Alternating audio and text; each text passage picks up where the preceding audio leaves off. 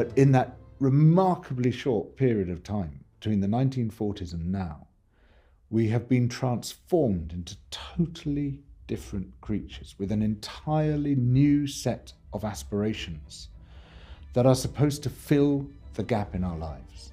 The gap left by the collapse of community, the gap left by our alienation from the living world, the gap left by our self-forgetfulness, our alienation from ourselves. This alienation comes partly through our consumerist approach to everything. Consumerism is the invisible ideology that surrounds and defines our lives. It is the plastic soup in which we swim. And because we're swimming in it, we don't see it. We don't recognize it as an ideology. We don't realize that this was a constructed ideology.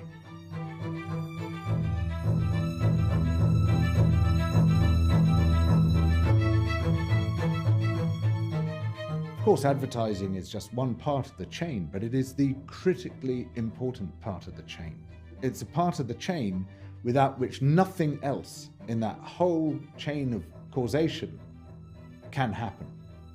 And what advertising does is it acts as the catalyst for an economy that consists of digging resources out of a hole in the ground on one side of the world, transporting them several thousand miles, passing them to people who will use them for a few hours, minutes, seconds, and then dumping them into a hole on this side of the world.